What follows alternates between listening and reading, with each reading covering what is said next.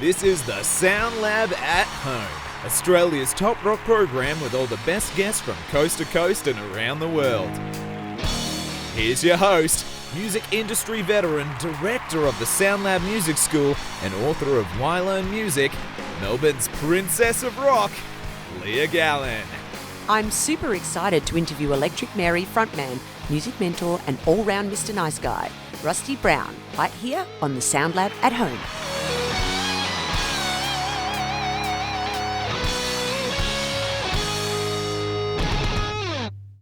Hello, I have you. You're here. Rusty, welcome to the SoundLab at Home. I'm actually in my dressing gown, and my Ugg boots. I will put on my Judas Priest t-shirt and get rid of that. Sorry, you caught me off guard. I wasn't quite prepared.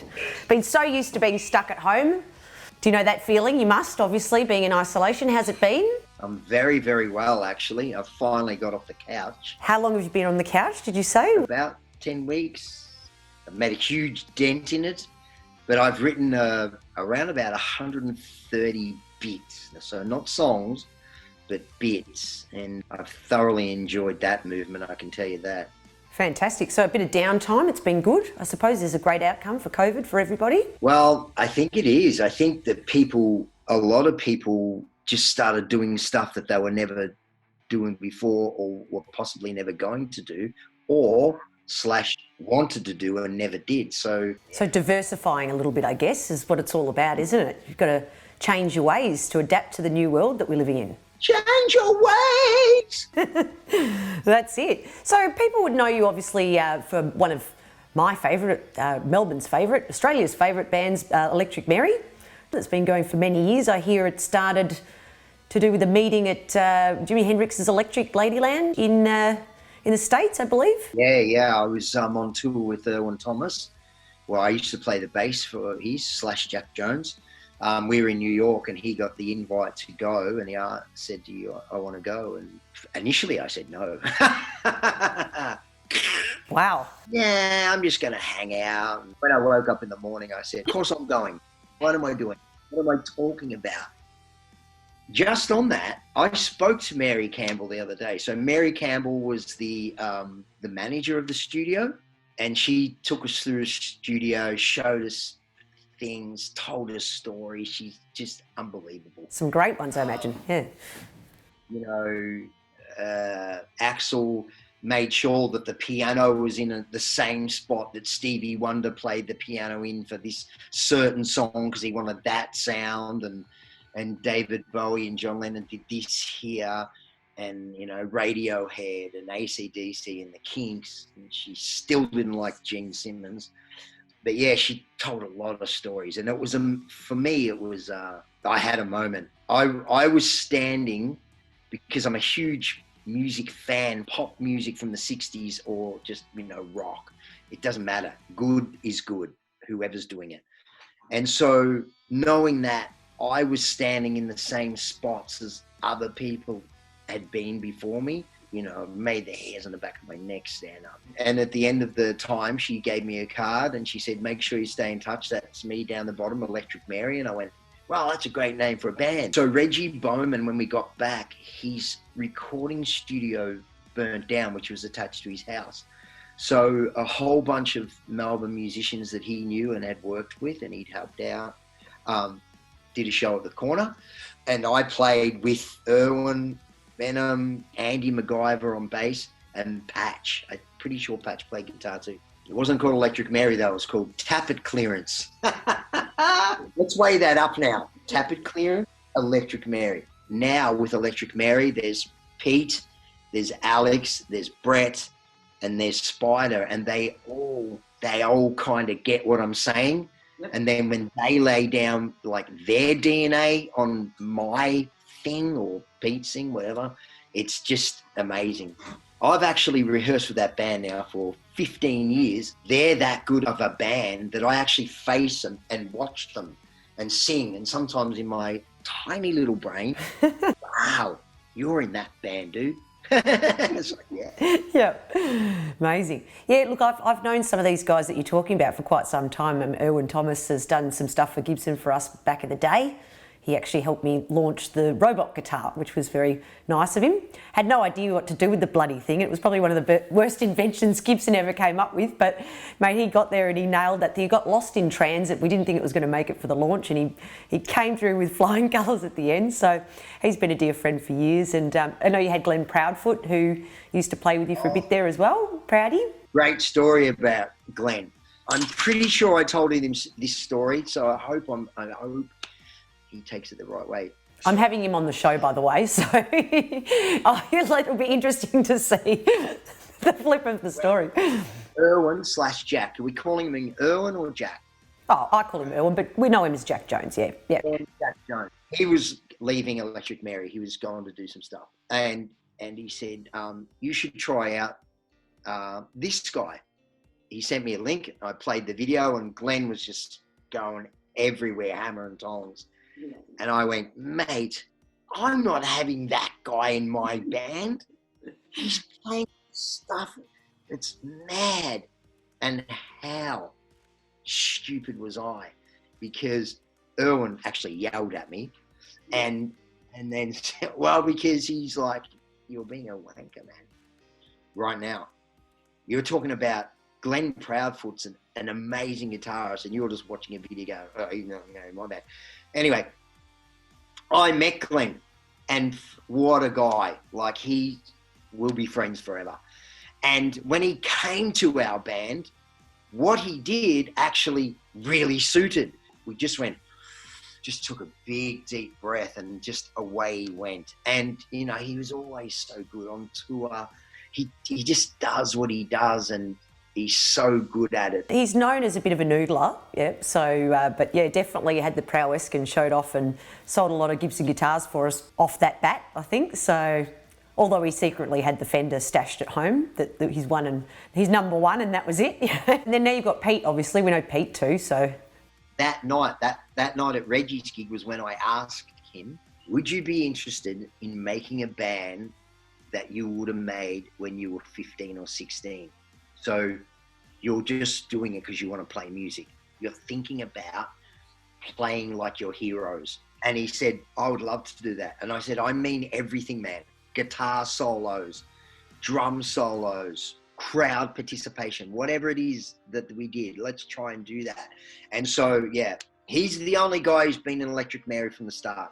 So a lot of these guys have had a lot of experience, you know, that you're talking about here. You know, for those that don't know them, look them up. And he's played for Russell Morris and others. He plays with Pete Murray as well, still. That's something we have to deal with in Australia because, you know, if you want to have a band and you want to have the good people, possibly they're already in another band, and that's just what it is.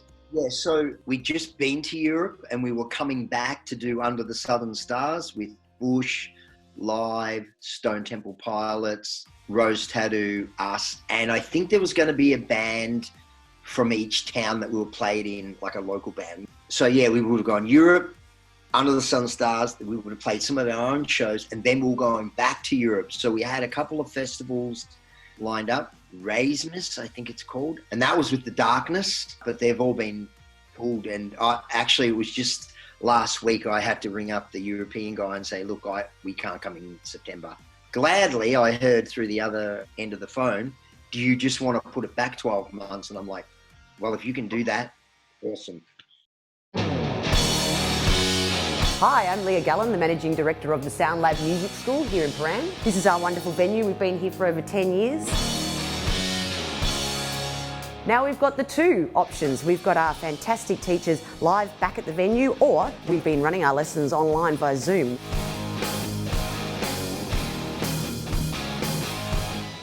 So whether you're after online or live lessons, contact us today. How did you get into music? What was your background? If you want to go right back to the start, we were doing the play Oliver. I can't believe I remember his name. Mr. Comp, the music teacher. He said, all right, get up here, and I sung, and so I got one of the main parts. Anyway, we did the show, and one of the larrikins of our school was a guitarist, and he came up to me the next day and he said, he asked me if I wanted to be in a band. He said, you're in my band. I'm like, okay. He was one of the cool kids, and suddenly I was in his band. I wasn't a cool kid at all. You know, my ego had been stroked. People were coming up to me saying, hey, wow, we didn't know you could sing. That was amazing. You have to have an ego or you wouldn't be able to get on stage. It's whether you can control your ego. That's the thing. Yeah, absolutely. That's a very good call. Our bass player, Alex, once said to me, you know, I love working with you, Rusty, because you don't make decisions based on the ego. And I went, well, I don't want to. I just want to play in a great band. When I was maybe 17, 18, we were playing shows because you could back then. You could play 4 or 5 nights a week, anywhere, local town hall, in a pub, whatever. I know I supported the Angels at some stage. So, you know, eventually I met Jack, Irwin Thomas, at Reggie's wedding. Funny story for me there. Reggie said, oh, I've got you sitting next to Jack Jones. I'm like, no, don't do that, man. I've got nothing in common with that guy.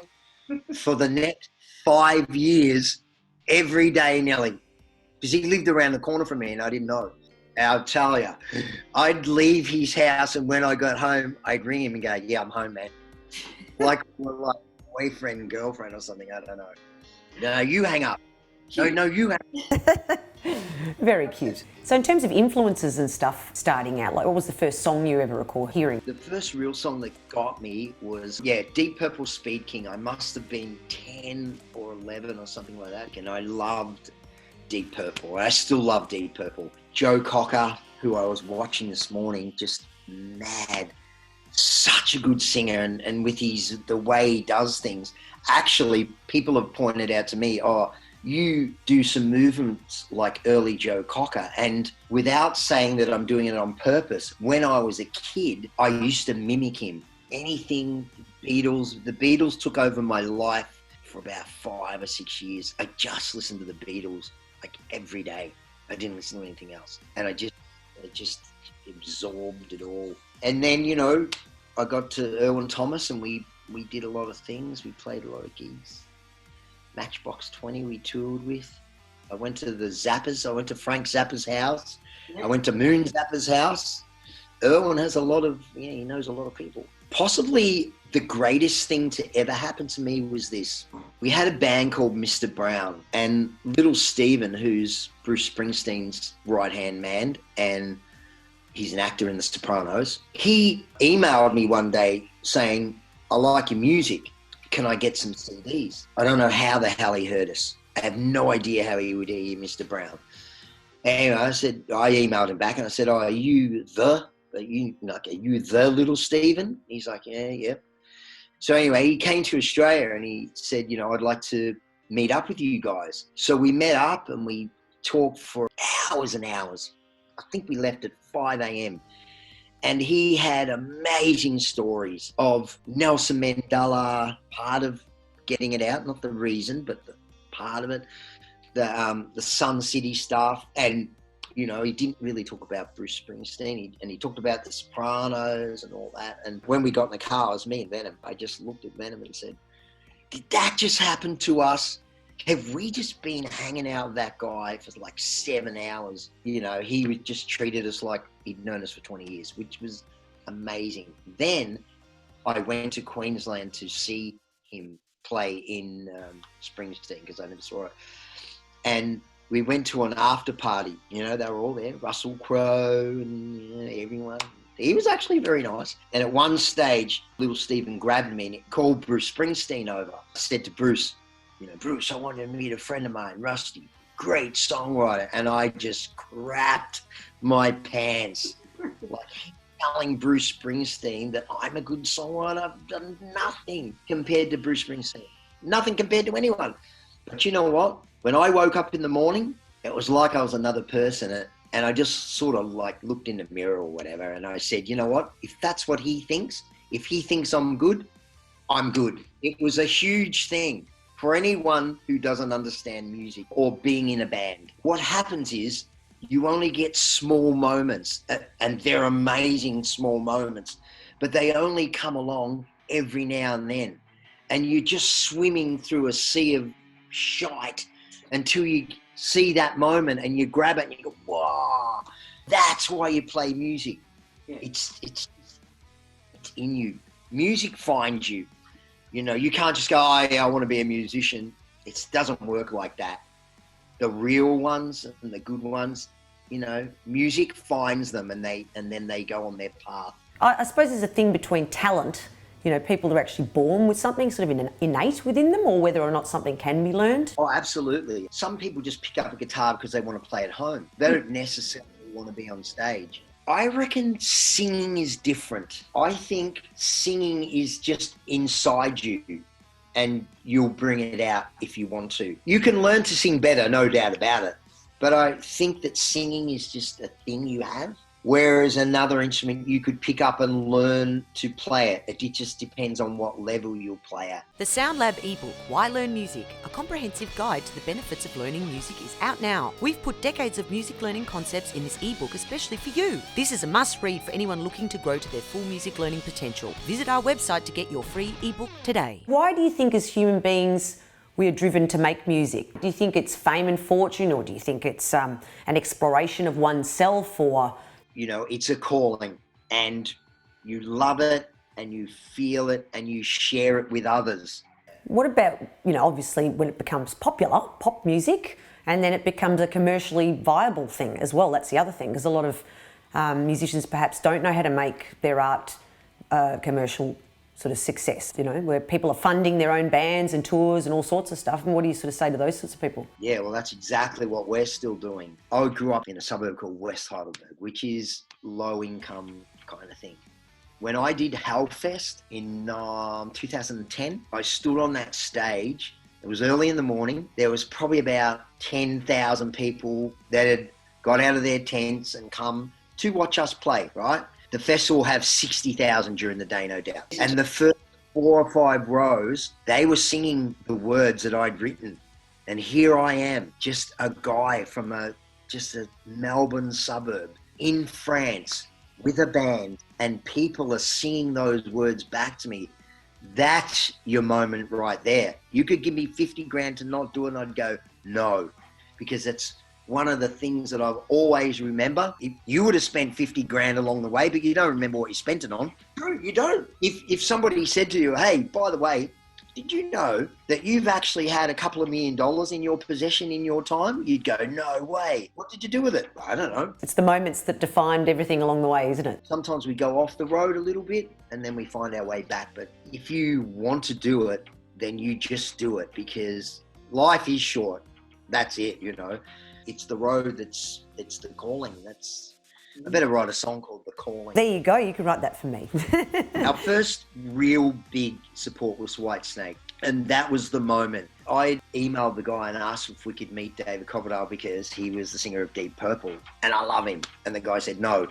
He just comes to the gigs, he goes home. Anyway, we're playing a gig. I just turned to go to Pete, and I could see David Coverdale standing side of stage watching us, and I'm like, oh my God, you know, there's your Bruce Springsteen moment right there. And I could see the band, you know, thumbs in the air and filming us. And I'm like, oh, well, okay, we're doing good, that's cool. So the gig finishes, we go in the band room, you know, we have to get our stuff out, we got to go. And Coverdale walks in our room. Now he's my number one, he's my guy. He walks in the room, puts out his hand, says, great show, and I'm just like, oh my God. And then the keyboard player walked in, which is Timothy Drury. He plays in Don Felder's band, which was the guy with the double-necked Gibson who wrote, you know, On a Dark Desert Highway. Yep. Cool Wind in the Hair. That one, that old chestnut. Hotel California. And he'd played with the Eagles before that in the Hell Freezes Over tour. And he looked at me and he said, so you're going to make us play tonight? And I'm like, oh. Anyway, after the gig, we met the band. They were lovely. And Timothy said, give me your email because I'm going to help you. So he was the one who got us to tour or do shows in Europe with Whitesnake. That was the start, because nobody knew us. We actually got a standing ovation in Paris. They were already standing though. About Machine, who worked with Clutch, obviously. We used him on the live album. Alex really wanted to use him, so we recorded a live album in 2014, I believe. I found them one day and I gave them to Pete, and he rang me up and he said, you need to come and listen to this because it's actually pretty good. I went, oh, really? This guy just said, oh, I can record you if you want, mate, in French. Je te l'en, je t'en. I said, oh, yeah, no worries. How much? 300 euro. Yeah, cool, no worries, man. Didn't think about it. We sent them to the machine, and the machine just like, phew, he nailed it. It's so good. And what a band Clutch. Is that why you decided on him, or? Yeah, because Alex loved Clutch. I didn't know Clutch. One of the tours when I was driving, the generational thing happened. Desert Island top 5 albums, what would they be? Top 5's not going to be easy, but there's going to be 4 Deep Purple albums in it. So who do I give the 5th one to? So if I was going to go one Deep Purple album, it'll be Stormbringer. If I was going to go one Tom Petty album, it would be The Last DJ. Queen would be Jazz. I mean, he's at 3. Cheap Trick would be Standing on the Edge. That 4. One more. Maybe Foreigner 4. I bet I've missed somebody there. Could be anything. So I also want to talk to you about Be in the Circle, the mentoring program that you've got going. You want to tell me a bit about that? Well, I've had this idea for a long, long time, but COVID's made it push a bit quicker to the front of my mind. As you can tell, I like to talk. I can help a lot of bands, whether they be young, old, whatever, signed, unsigned. You know, I've done a lot of stuff and I've made a lot of mistakes. So there are certain mistakes in the music business that you just don't need to make. So why make them? There's some that you have to learn, and that's totally okay. But I always say this, you still have to do what you want to do. I can tell you some things or show you some things. The thing I learned, and I learned it from a good friend when he said to me once, stop asking people because you already know what you want to do. And I went, yeah, you're right. When you make the mistake, okay, you've learned from it. You move and you go forward. And that's what my mentoring is about. Writing with people and production. You know, we've toured Europe 6 times, I think. And we've toured America a couple of times. So I have touring experience as well. That's what it's about, just really helping people. It's not like I am Bruce Springsteen, but if I could inspire somebody, that would be cool. If I could have someone walk away and go, you know what, I can do that. I was 44 when I started Electric Mary. 44, people going, aren't you going to get a proper job? It's like, it is my job. That's what I do. Music, it's not even a job. It's the greatest thing on earth, yeah. So, you know, it doesn't matter what age you is, you just got to believe. So your album last year in 2019 that was released, Mother, and It's All Right, is the track that you're talking about anxiety and depression. What's that track about? There was a rough period for me about 2-3 years ago, and I don't even know why. Anxiety hit me hard, and I went to the doctors. He said, you know, you have slight depression. Now, slight. Like, what are you talking about, mate? I'm one of the happiest guys in the universe. He didn't do any tests. He looked at me and said that. I said, right, okay. You know, it explained things, the feelings I was having. I was down. There's no doubt I was down. But I always talked about it to everyone, anyone who wanted to listen. And it made me feel better. And you know, I just really got on top of that. And this song, It's All Right, is about that. It's about anxiety and depression, but in a positive way. I had a friend who called me from overseas, and this is another thing why it's very important to me. You know, he messaged me saying, yeah, I can't do this.